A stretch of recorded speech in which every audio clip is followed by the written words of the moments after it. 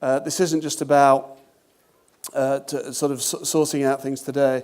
The prospect of trying to create sustainable healthcare a la World Economic Forum, what would a sustainable health service look like?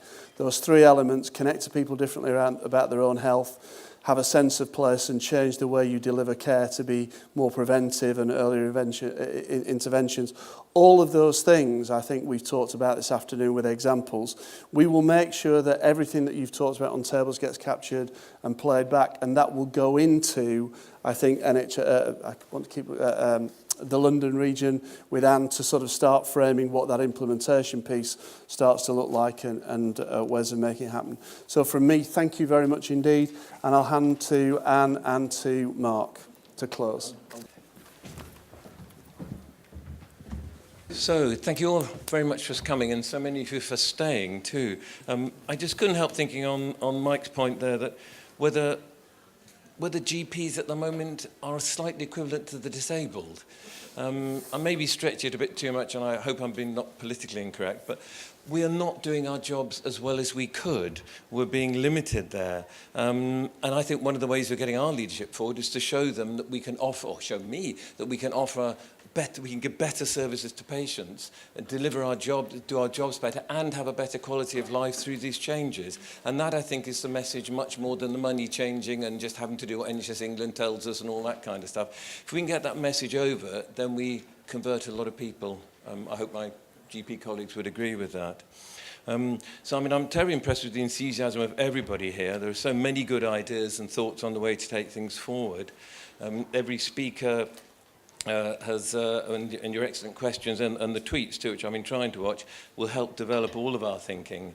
And to not detain you too much from the reception or from the rush hour, I would like to pick up on three specific points. From my table and from Richard Hawkes and others, the personalisation of care with the physical genomics, the personal care budgets, and also, can we ask patients what level of care they want? How much do they want? Do they want to have everything done for them? Do they want to just touch occasionally when they want to? We're all different. And it's all this, we're in the era now of a personalisation of it, not just delivering what works the best for 100,000 patients. And then speaking personally, as Linda Gibbs said, I would like to see the Mayor appoint a health commissioner to champion health in London and act as a focus locally and nationally to apply the political pressure we need to get this evolution/revolution to work. My third point was with Alberto's absolutely excellent work on the Spanish model, shows us what can be done in his system. The challenge is now, what can we do in ours? Again, personally, I would hope we might consider setting up some pilot ACOs in London, but this would need risk-taking. My challenge there is that we have leaders capable of taking this forward, but it's the system capable of taking it forward. So, being sensitive to the chlamydia problem in London, I think we'll JDL, just do it. Thank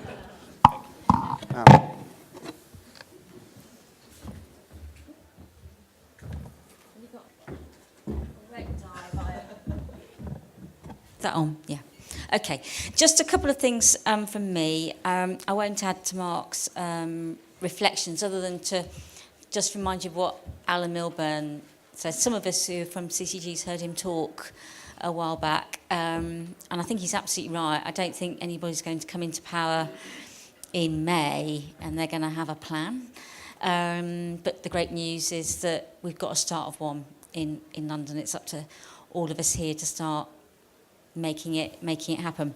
A number of people have said during the afternoon, so what next on the Commission? So I thought I'd just say 2 seconds on that. So as was said earlier this afternoon, the Mayor is, as we speak, he's writing to all the national bodies, so NHS England, Public Health England, HEE, saying, I've received this report, I'm rather would like to accept this recommendation. I'd like to know whether, if I did, you would support us in delivering it.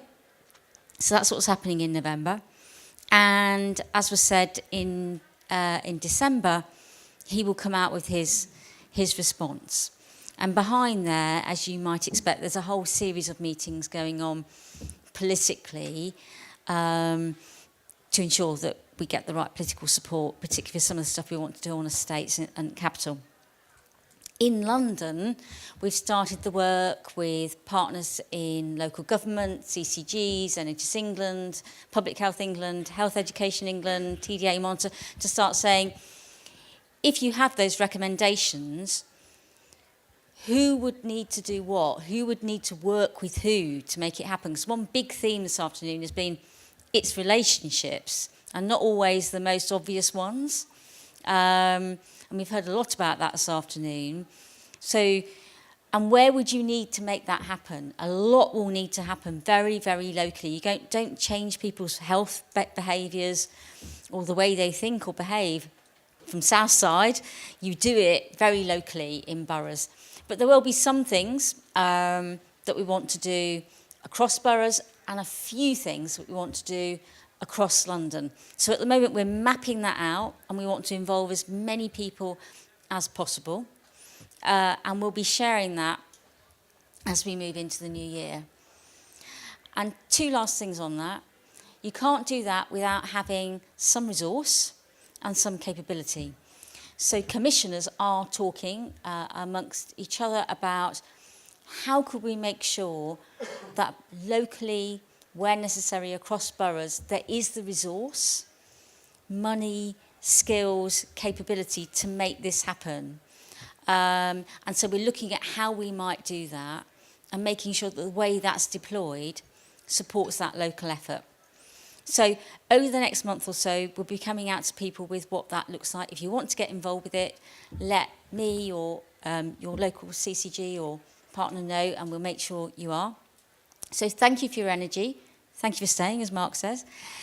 We put a lot of effort into these events. So if you've got ideas about what you'd like to see us cover, you just need to let us know. And without that, thank you, Mike, for your excellent chairing. Thank you to all the speakers.